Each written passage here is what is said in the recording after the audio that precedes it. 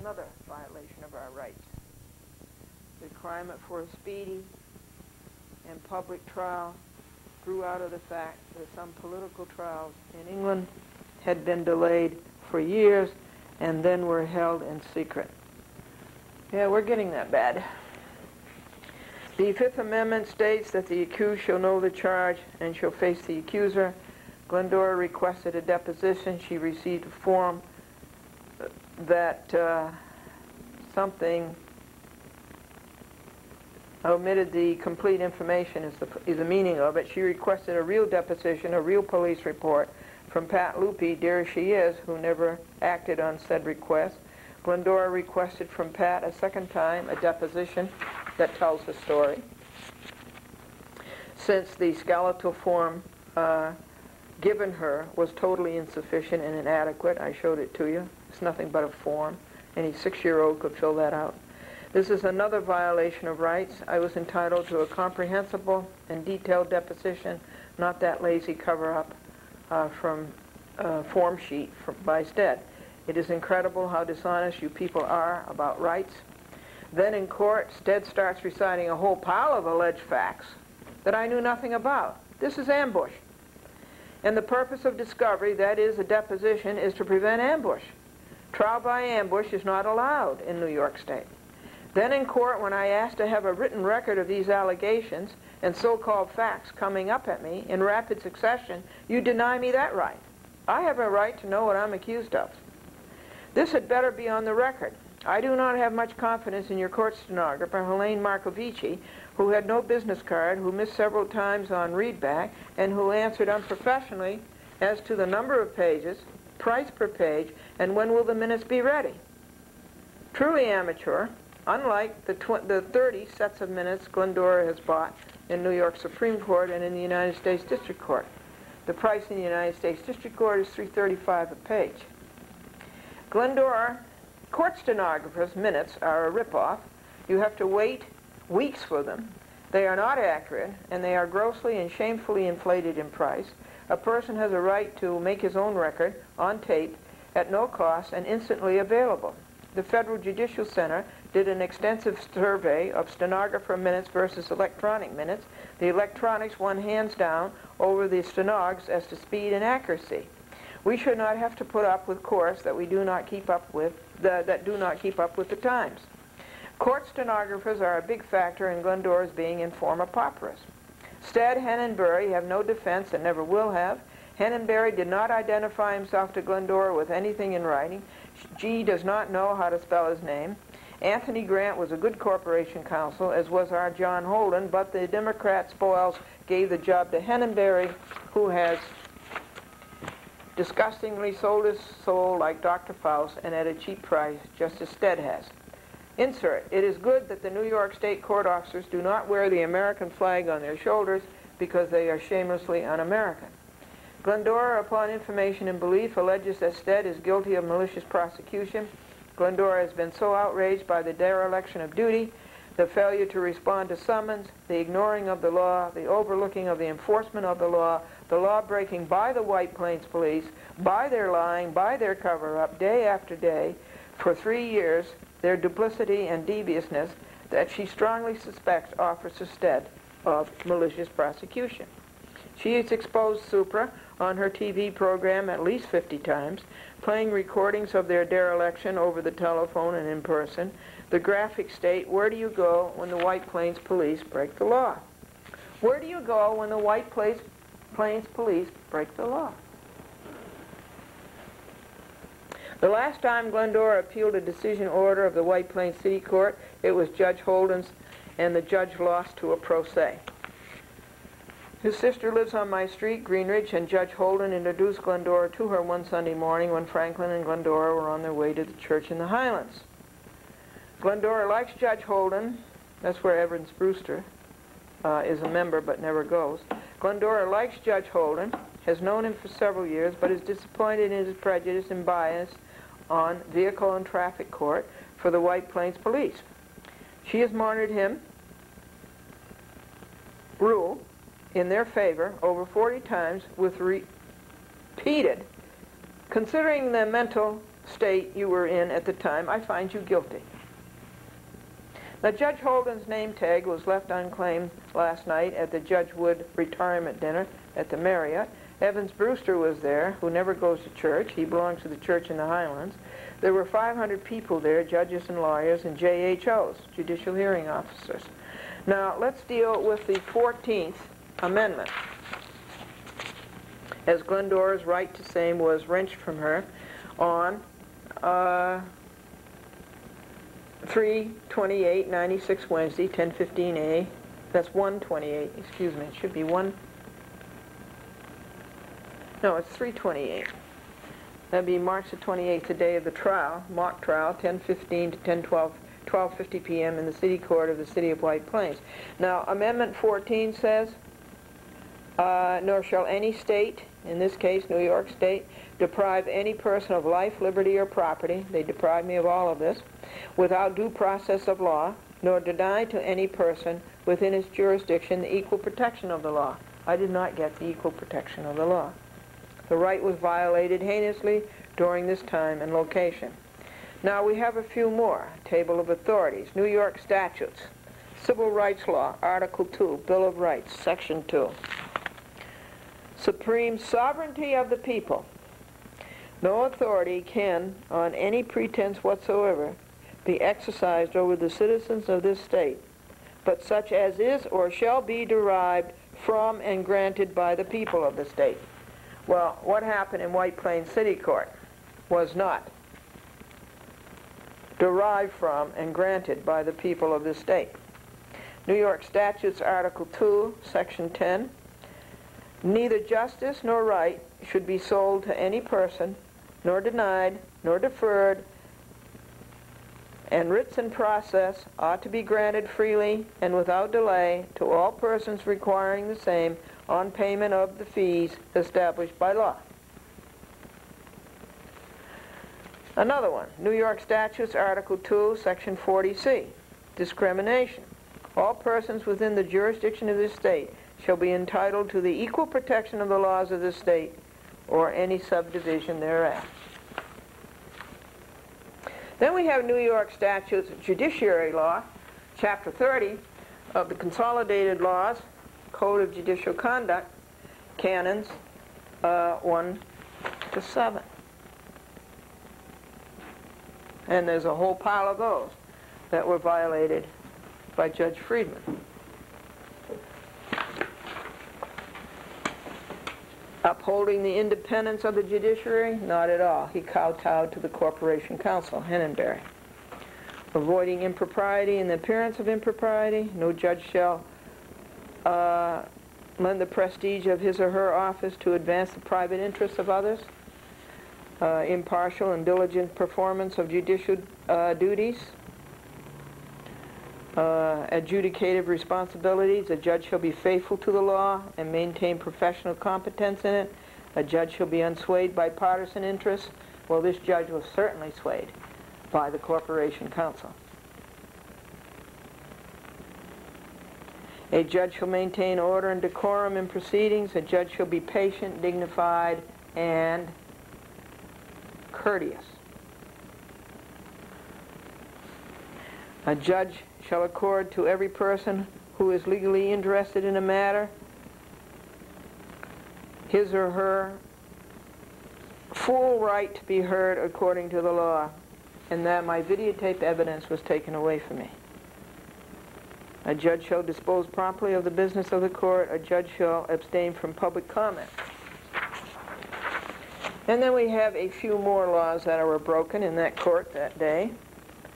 And there's Franklin's check for the appeal.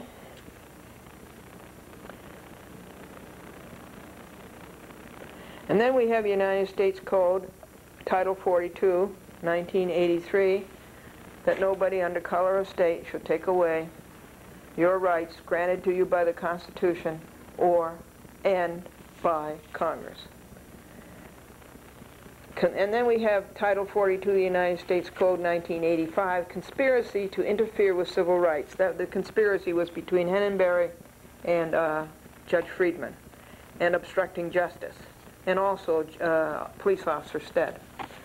Judge Holden never answered Glendora's letter as to notice of her presenting her videotaped evidence. Hence Franklin, 76-year-old, carried the huge 50-pound monitor, 19-inch screen, from the 1980 Lincoln parked outside into the courthouse, all for nothing. Then he had to carry it to the car again, and all because Judge Holden didn't put the answer to Glendora's plea in writing. Can we videotape it? We shouldn't even have to ask to videotape it. We are allowed to videotape it, and our right was wrenched from us. We thank New York State Court Officer Ron for carrying it into the courtroom from the lobby and returning it to the lobby. Franklin sacrificed $34 to take the morning off from his part-time job to witness for Glendora, and it is a good thing Glendora had a witness to this rank and successive violation of civil rights by so many.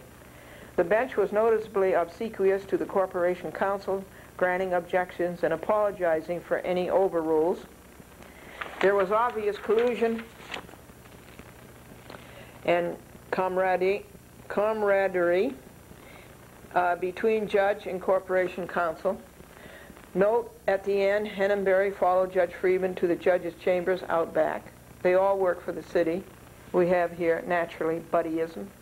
Franklin took 15 pages of shorthand notes. He was 37 years a newspaper reporter. He is typing them up now. It is a hard job and takes too much of our seniors' lives. He is about 8 pages done, halfway, 2.5 hours up to 7:25 a.m. on March the 29th, Friday. This post-trial memorandum is so late because right after the trial, Glendora had to go to the United States District Court, Southern District of New York, then across the street to Public Access to lay down graphics and music for her 2,000th public access shows, 204, 6, 7, 8, and 9.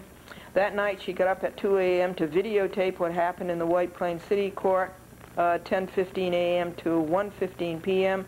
This took a program and a half to report. At 6 a.m., she prepared and packed to go to Brooklyn again for an oral argument before the New York Supreme Court, Appellate Division, 2nd Department, before 4 judges. Then she had to return and finish videotaping her 5th program for this week and go to TCI to lay down graphics and music, 3:30 p.m. to 7:30 p.m., and then to the Judge Wood retirement dinner. This morning, March the 29th, 1996, Friday, 4:30 a.m., she began writing this memorandum, has got it, and to get it to persons Friedman, Henneberry instead before 1 p.m. when she has a discovery conference with Judge Fox. If Officer Stead didn't do anything wrong, why is he petrified of the videotape?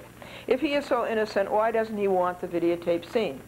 At TCI yesterday, when Glendora finished laying down her 45-minute ad-lib report, what happened in the Judge Friedman court, March the 28th, 1996, Wednesday, 10:15 a.m. to 1:15 p.m., Glendora decided to add to it the Officer Stead Harrington footage of January the 15th, 1996, Monday, 10:55 a.m. to 10:47 a.m. So this makes 2 more programs on Officer Stead, chapters 2 and 3, in video, audio, and names of all in graphics, to be made public in the next 2 or 3 weeks. One was on Monday night, April the 1st, April Fool's Day. The public has a right to know, First Amendment, hardcore political speech. Next week she will videotape Franklin's report, or Franklin will read it on tape himself. Franklin, and it will be cablecast the following week. A chat with Glendora is on 11 cable systems: White Plains, TCI, Westchester, 20 towns, Yorktown, Harrison, Port Chester, Yonkers, Nassau County, Manhattan, up and downtown, East Hampton, Montauk, Amagansett, TKR, Rockland, 20 towns, Continental, Tarrytown, Ossining, 20 towns, and Cross River, and more. Glendora's examination of Officer Stead was blocked approximately 30 times by Stead, Friedman, and Henenberry. This is obstruction of justice. This is cover-up. The bench was all too cooperative with the cover-up. Recall that Glendora asked Stead how many traffic lights are there between Gedney Way and where you stopped my vehicle. After much effort, Stead counted 2. There are 3: Gedney Way, Gedney Circle, and Ridgeway. An officer should know his turf better than that. An officer should be a better observer than that when he claims Glendora passed through a red light. Henenberry's defense was desperate when he contrived Glendora was in a hurry and hence went through a red light. Glendora left Greenridge and Rutherford at 10:30 a.m. and plenty of time to drive safely and surely to Mamaroneck by 11 a.m. Glendora was not heard until after the false accusation by Stead, which took her away too long, more malicious prosecution, and one still cannot read the summons. This is on videotape that Henenberry borrowed this from Judge Holden. Considering your state of mind, I find you guilty. When Glendora asked in court that Stead read to her what was on the summons illegible to her, the court, in cover-up and in irritation, denied Glendora the right, Fifth Amendment, to know of what she was accused. Copying out that the videotape was not of the incident of the passing of the red light was blatant lying and collusion. It is still evidence, it is still due process, but collusive bench and lawyer made their own record. Now Judge Friedman made this ruling citing no statute, no case law, and no common law that Glendora couldn't show her videotape.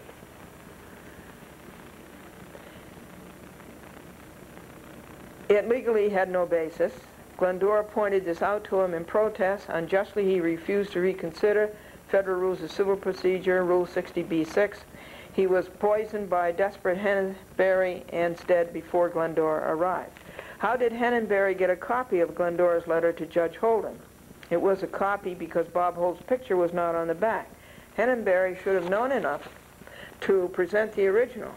He did not say it was a true copy. The bench was permissive of same, of course. Henenberry was malpracticing pursuant to New York Judiciary Lawyers Professional Code.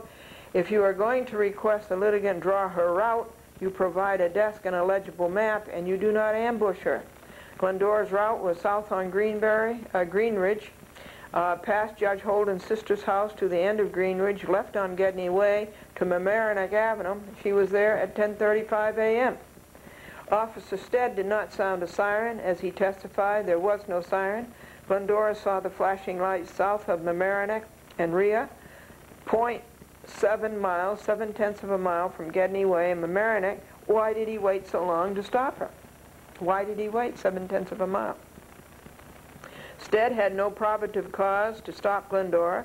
It was a vendetta. It was malicious prosecution. Instead, as Glendora stated, sat in that courtroom in a White Plains police uniform and lied.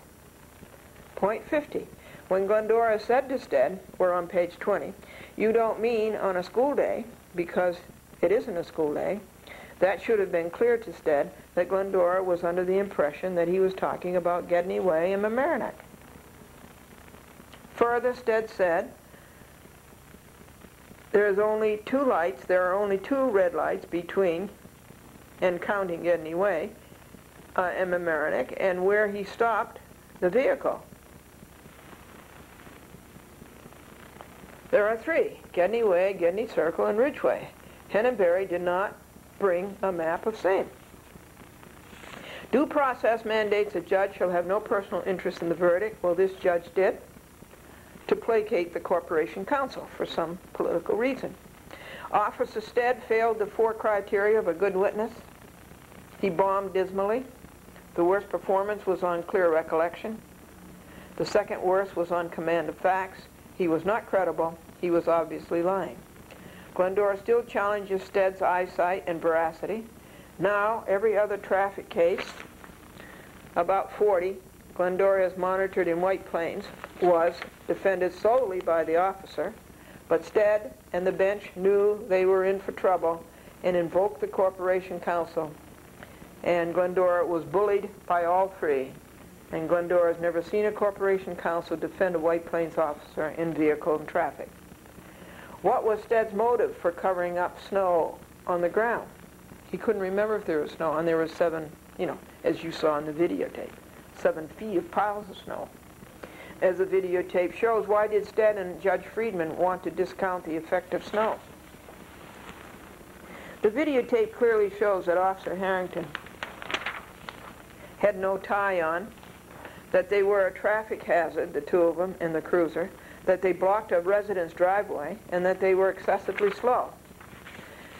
Vehicle and Traffic Code 1111D1 clearly applies to a red circular light at an intersection, not on a straightaway. Traffic, except pedestrians, traffic except pedestrians facing a steady circular red signal shall stop at a clearly marked stop line,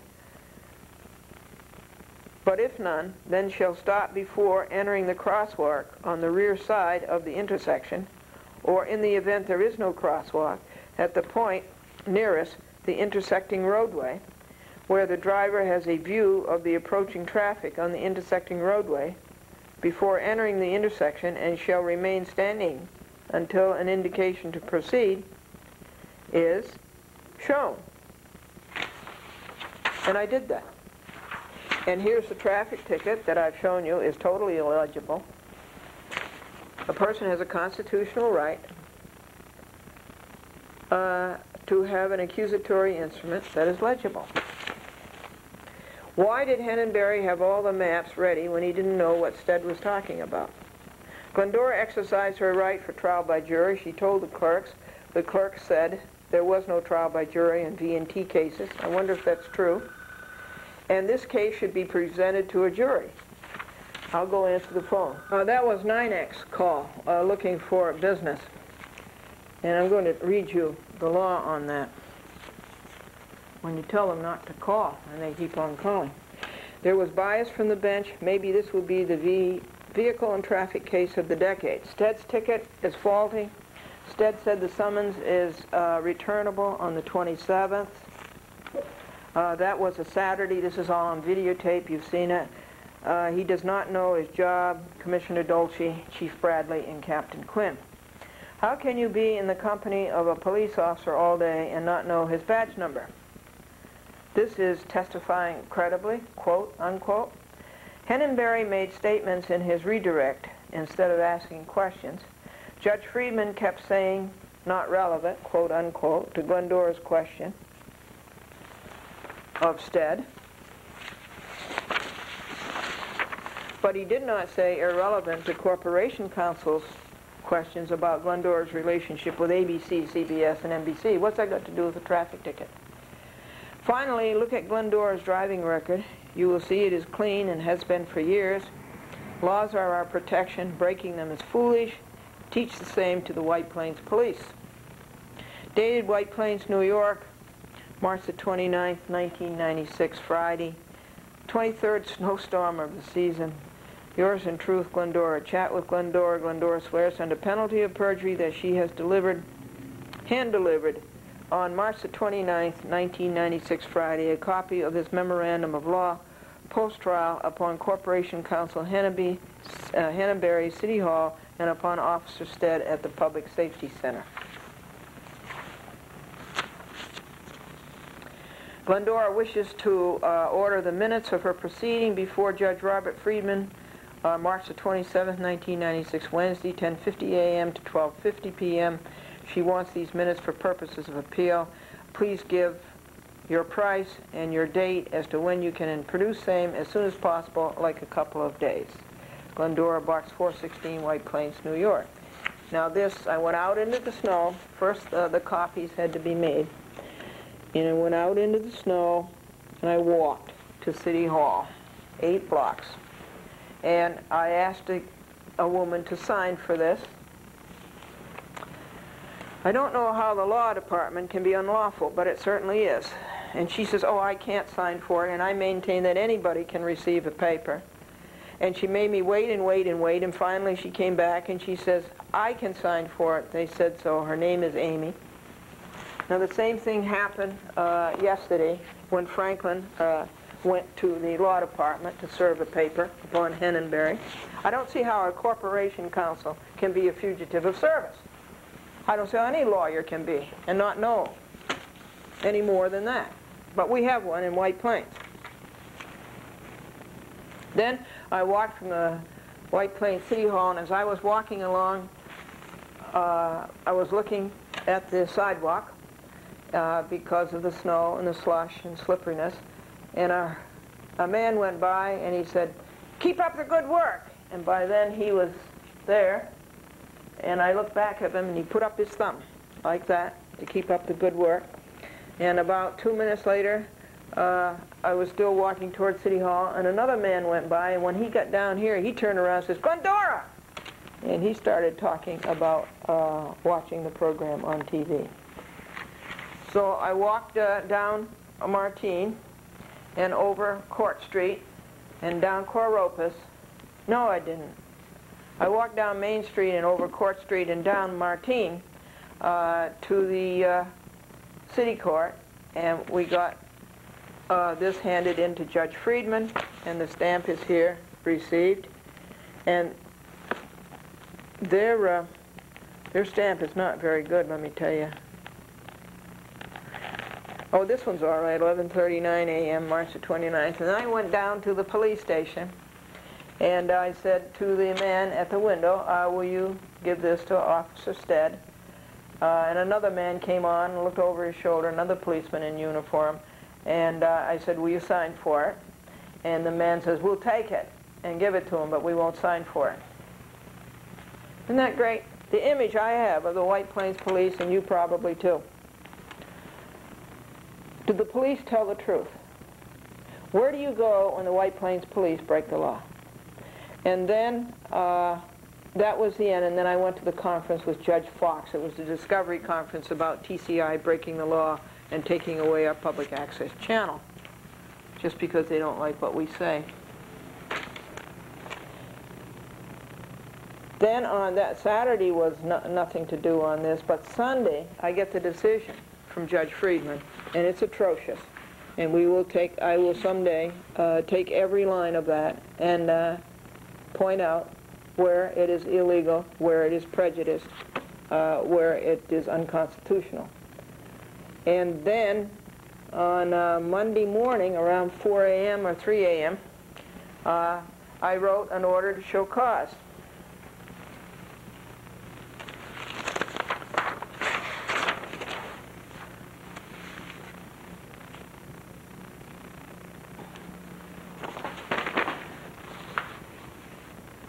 And the order to show cause was written to the appellate term, 9th and 10th Judicial Districts, and it was addressed to Angelo J. Ingracia, who is on the appellate term and who represents us up here in Westchester, in Orange, and Rockland.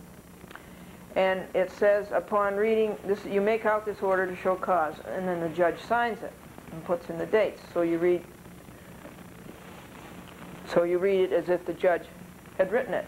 Upon reading and filing the annexed affidavit of Glendora sworn to April 1st, 1996, with memorandum of law attached, and upon all prior papers and proceedings herein, let Corporation Counsel Henneberry and White Plains Police Officer Stead show cause before this court at 111 Grove Street, White Plains, New York, 10601, room 1600, on April the 11th.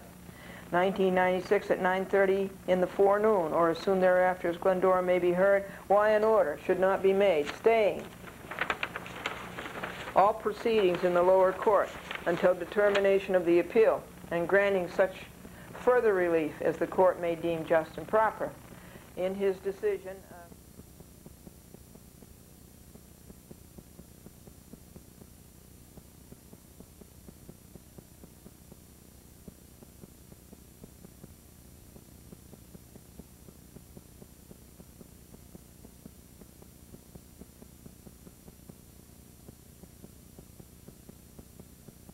Hannonberry, City Hall, 255 Main Street, White Plains, New York, 10601, and service by hand a copy of this order and the papers upon which it is based upon Officer Stead, White Plains Police, 77 South Lexington, White Plains, New York, 10601, on or before April 4th, that's tomorrow, today's April 3rd, 1996, be deemed good and sufficient service, dated April 2nd, 1996, White Plains, New York, and James R. Cowie, Justice of the Supreme Court, State of New York, County of Westchester.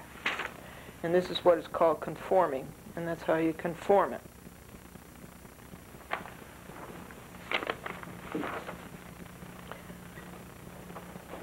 So that's the order to show cause. Then there was an affidavit in support of it.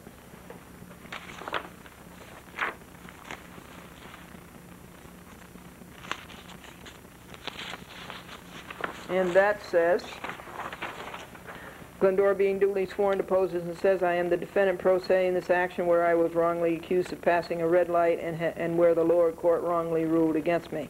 I make this affidavit in support of my order to show cause why all proceedings in the lower court should be stayed during the pendency of my appeal of this wrongful order by J. Friedman of March the 29th, 1996.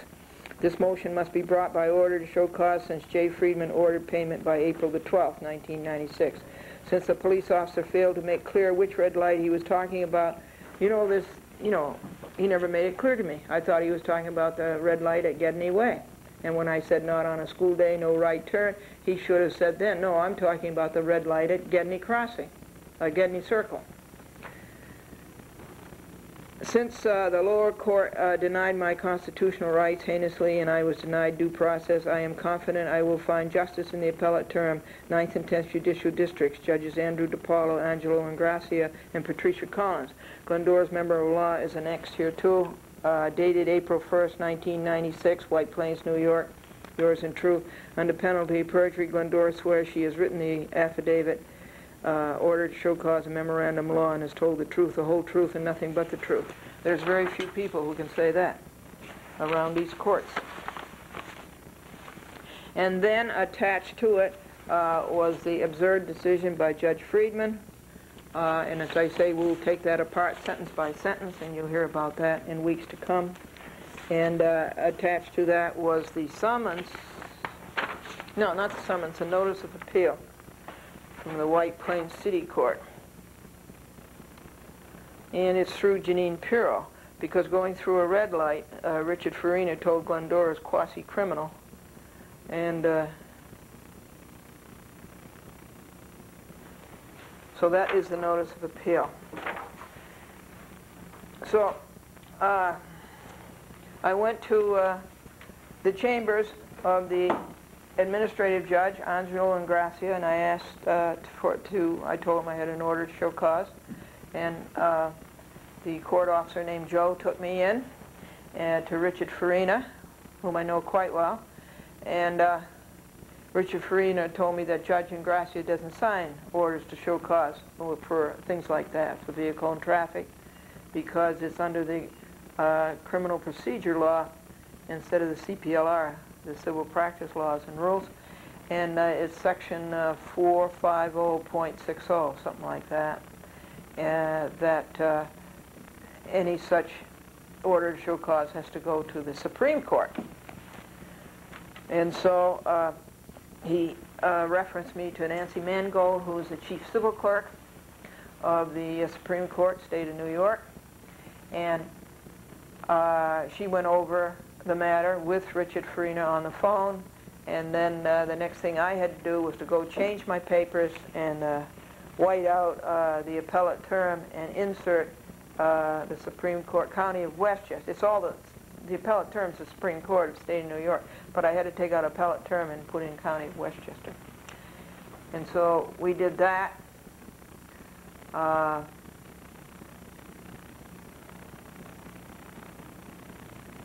And after that, I took a new program about Officer Stead to the White Plains Public Access Studio Center, and for it to be cable cast Monday night, as it was, at 7 p.m. on Channel 14. And then I went to UPS in Elmsford, and I saw John. I haven't seen John for years. I was so glad to see him. And sent a program to East Hampton, Amagansett, and Montauk. Cablevision out there, and then I went to 32 Hartford Lane and served upon Andrew Kenward a summons and notice and complaint that he owed Brian Graceman $40,000 attorney's fees for the case where the New York State Court of Appeals just ruled that a mother can take the child over which she has custody to Massachusetts and thus hurting the father as far as visitation rights go. The New York State Court of Appeals, you will remember it was on CNN, ruled in the favor of the mother.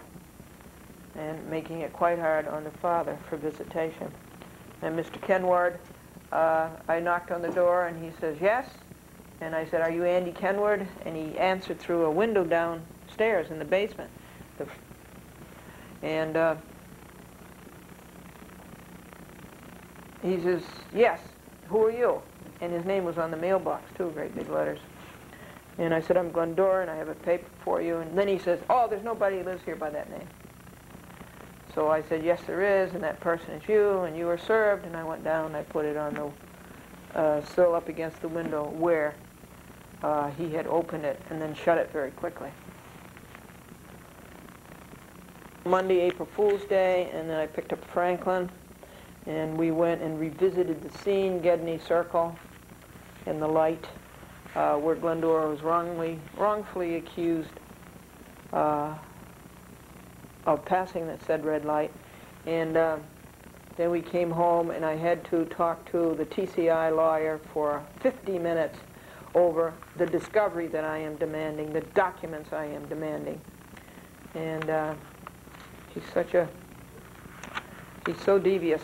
And then I went, and Franklin and I changed all of these orders to show cause with the affidavits and the decisions and the notice of appeal.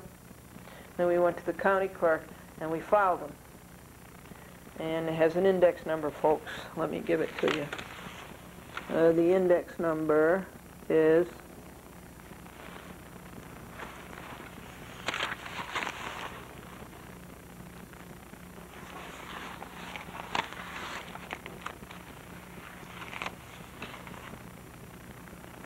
one of 96. And then the next morning, we also got our RJI, request for judicial intervention. And the next morning, Tuesday, we were assigned to a judge. The order to show cause was presented to the judge, and the judge signed it. And we conformed the copies, and Franklin served it. He went to the law department, City Hall, and the same thing, the same stall, the same dodge, the same runaway, the same fugitivism. The woman at the desk says, I'm not allowed to receive papers. Well, she certainly is. Anybody is allowed to receive papers. And market receipt. And so, and Henenberry was standing right there. And so Franklin put the paper on the receptionist's desk and said, you are served. And that's all there is to it. And then we went to the White Plains Police Station. And when you go in and ask them to give a paper to Officer Stead, they'll say, just a minute. Then they go away and they never come back. They never come back. Thinking that you're going to go away. And so Officer O'Keefe, not Officer O'Keefe, Captain O'Keefe came along. And he says, yes, I'll take the paper for Stead and give it to him. And then a copy was served in Judge Friedman. And by that time, it was 10 minutes to 4, and time for us to go to the United States District Court to a hearing on discovery about Continental Cablevision. And that's another story, and we'll tell you that. Officer Stead, lack of veracity and lack of eyesight has cost us so far 50 hours and $44. And we are up to pages 132 of his bad record. The last thing is, and there goes pages 15 to 20 all over the floor. The last thing to read you is Officer Stead's record as Franklin reported it in shorthand in court on Wednesday, March the 27th.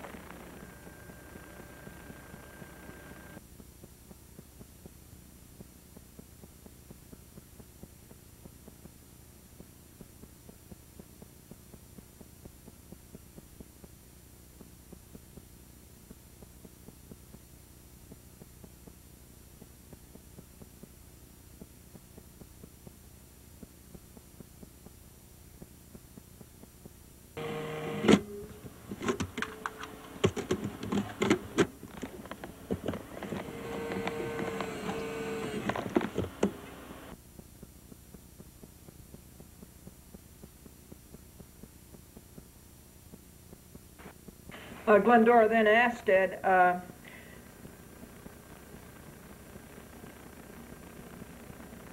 let's see, I don't recall the incident you mentioned. Glendora asked if Harrington then left the scene. Instead, I don't recall the incident you mentioned. Glendora asked if Stead remembered what happened when he asked for her driver's license and registration. Instead says, I asked for the paperwork. You said something was in the back of the car and you got out of the car to get the documents. Then I returned to the patrol car to issue the summons. Glendora asked if he saw her take out.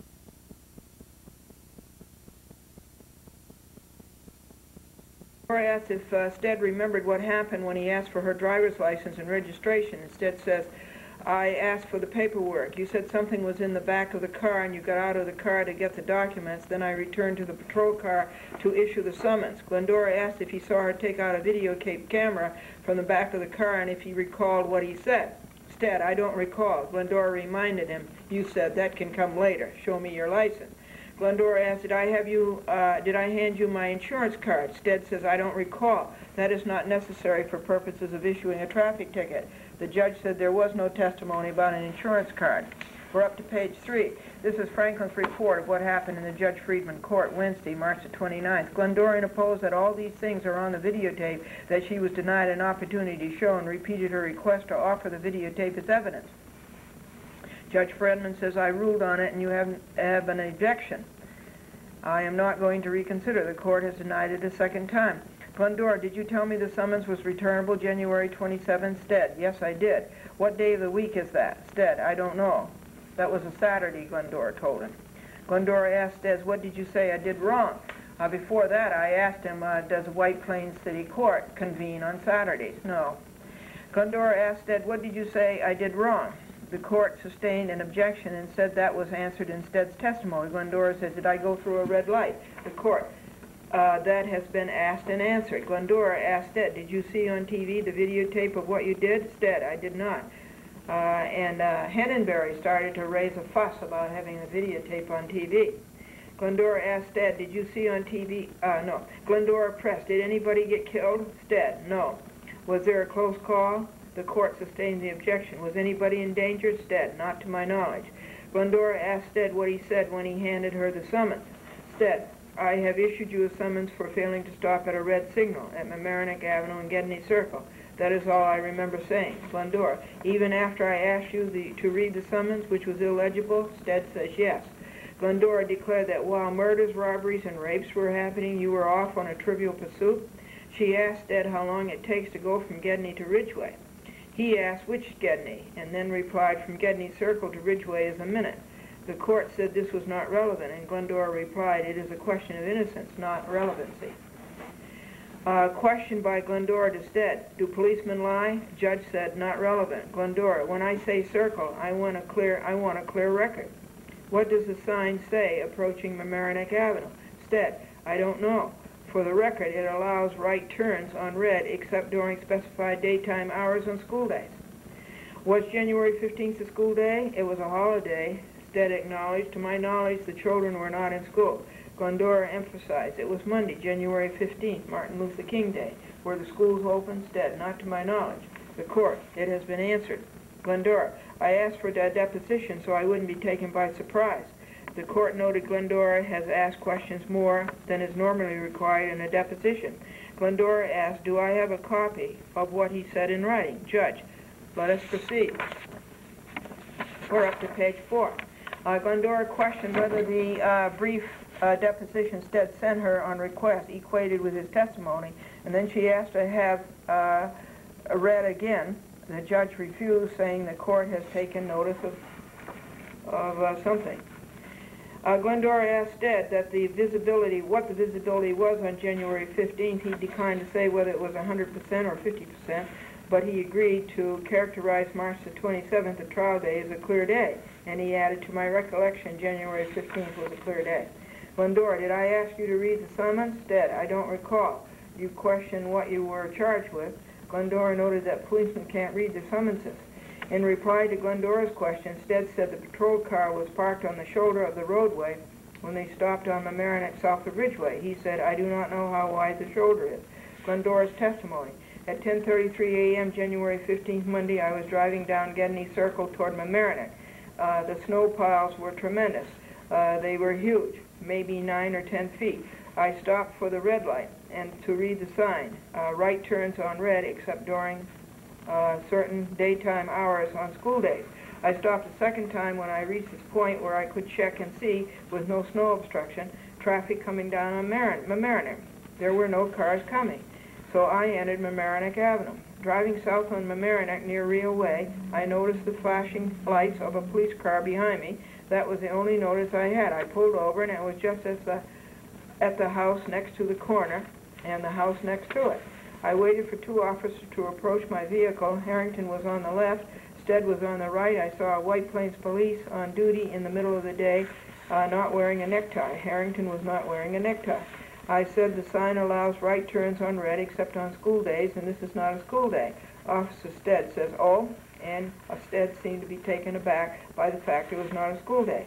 I have a videotape recording of everything that happened. When I turned the camera on Harrington, he retreated to the cruiser, never to be seen again. I told Stead I wanted him to read me this summons. I asked, do policemen tell the truth? He answered, I do, ma'am. Glendora said issuing the ticket might have a vendetta, because Glendora had criticized the White Plains police many times and cited instances of dereliction of duty. Glendora also noted the failure of Stead to answer many questions.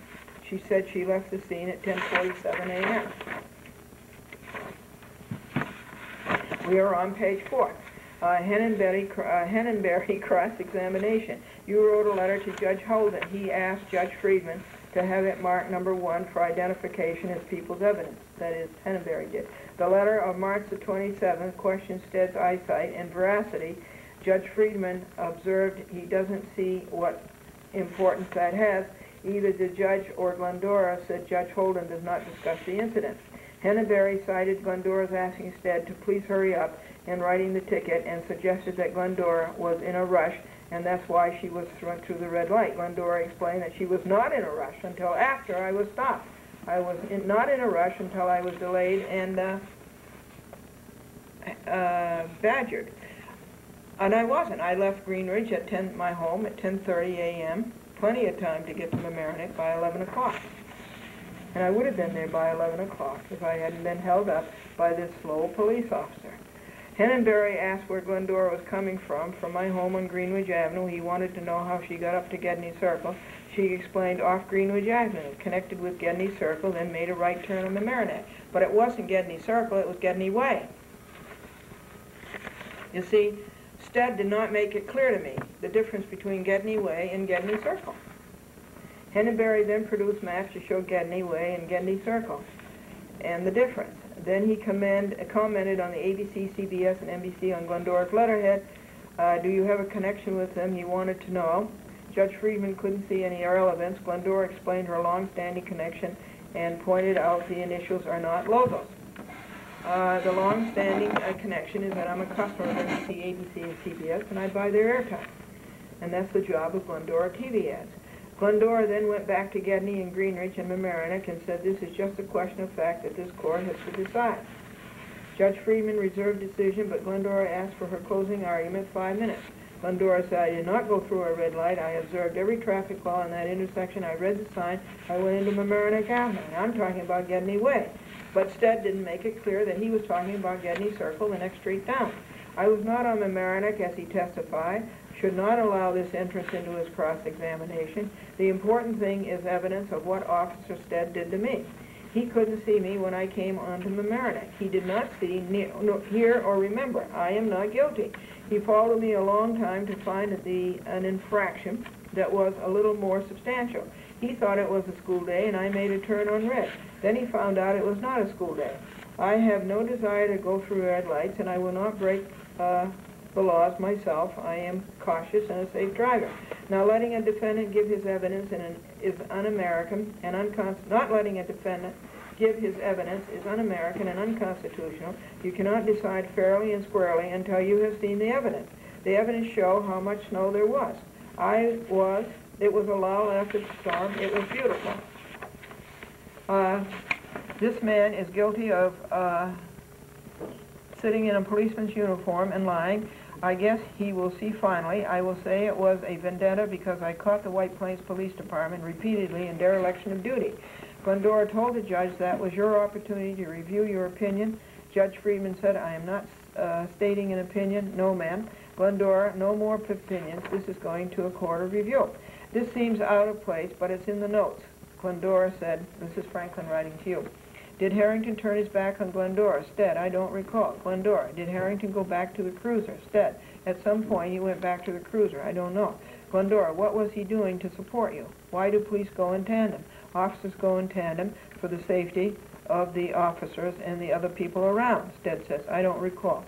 Henneberry's closing. This case is a misunderstanding between Gedney Way and Gedney Circle. All the testimony is a mass of confusion.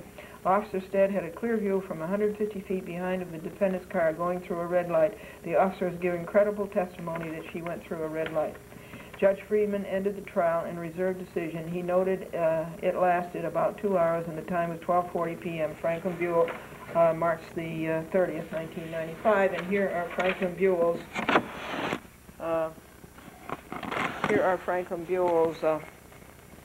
shorthand notes.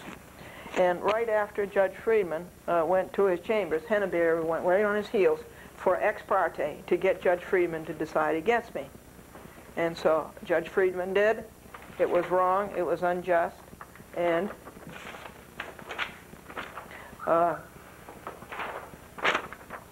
it's being appealed. And I'm trying to get a stay on the appeal until the pendency of the appeal is over. On paying the $100 because I did not go through a red light. And Stead gave me the wrong information. I didn't go through the red light at Gedney Way and I didn't go through the red light at Gedney Circle. Locality where this whole thing can be dismissed because Stead didn't give me the deposition I wanted because the court didn't see my videotape. His check he gave me to pay for the notice of appeal. But I got down there, and you don't have to pay $25 for a notice of appeal when it's a traffic violation. Court stenographer says she wants $500 for the minutes. You see how crooked this court system is? It's a $100 traffic violation, and when you're ruled wrongly against, you have to pay $500 for the minutes. Now, you never should have to do that. You should be able to go in that court and you should be able to make your own audio tape record. And it won't cost you a thing. And if there's any question as to the testimony, listen to the audio tape. Crooked, crooked, crooked. It is so sad what has happened to American courts. We're going to report on you about Cablevision. Katie was asleep all morning long while the videotaping was going on. She got up and had her lunch, and now it looks like she's going to go back to bed and sleep all afternoon. What a life, huh? Now, about Cablevision.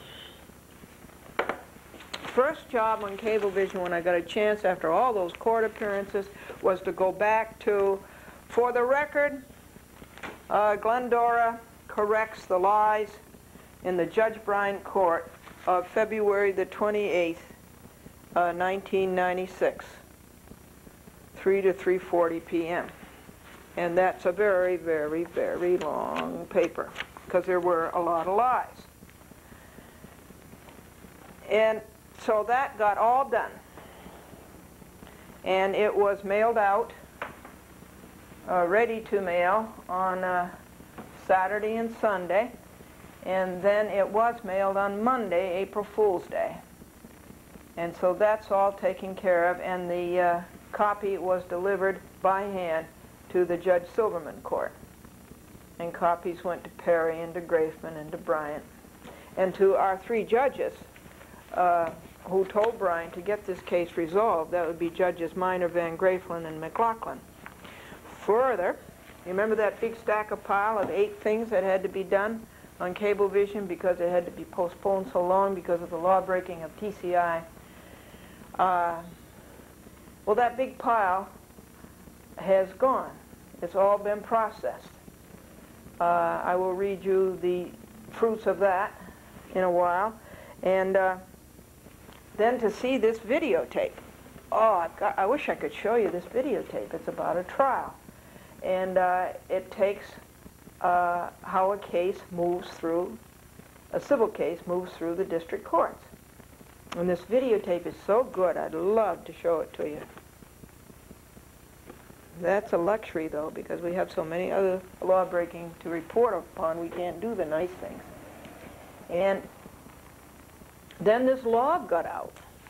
All of the files are up to date, and all the pagination is up to date, and here's the damages of Cablevision law-breaking, lying, and cover-up on Glendora the week of March the 25th, the last week in March, and here are the results: 39.5 hours, $124, 36 volumes, 276 mailings, and the page numbers are 12,526. It was 2 people, 1 hour each, 2 hours total, to paginate, just to paginate their law-breaking. And there was great progress made on the screening of the videotapes, the reports about Galata and about Picken that made Galata and Picken, and maybe the bankruptcy court, maybe Judge Eisenberg, and maybe Judge John Robert Hall, maybe the district attorney out there in Nassau, Dillon, made all of these people go to Cablevision and say, whatever you do, don't let those programs be played. Because those programs were in the custody of Cablevision. So they could all come over and see them and see what was going to go on the TV. And they were reports, true reports, about the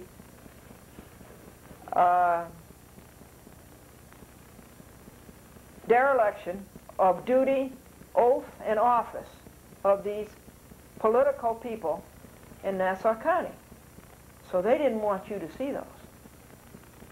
So that's why they put pressure on Cablevision. Get Glendora off TV. And it further explains why they said, get her off tonight. Don't play that program tonight. So that explains why Thomas Garger calls Glendora at 4:45 in the afternoon of November the 12th and tells her the program's not going to be on anymore. Hardcore political censorship. We should have an informed electorate. You are an electorate and you should be informed. But Cablevision took the program off at the urging, rather, of the political people in Nassau County, because they didn't want you to know the truth of what they had done. And it's true today, 2¼ years later. They were told to put the program back on again, and the program has been on again since September 3rd, 1994 to today, April 2nd or 3rd. And but it was the same people, when Silverman said put the program back on TV, that's the New York State Supreme Court, and they had to do it because they broke a law. No cable operator shall exercise editorial control over the public's channels. And then I went to the appellate division to appeal not that decision of Silverman, but the fact that he didn't give me any costs and he didn't give me any damages. Here Cablevision breaks the law, they don't get anything. Nothing happens to them. They don't go to jail, they don't get fined. So I appealed that. And then these same politicals in Nassau County put pressure on the appellate division to upset Silverman's decision that put Glendora back on the TV and get her off again.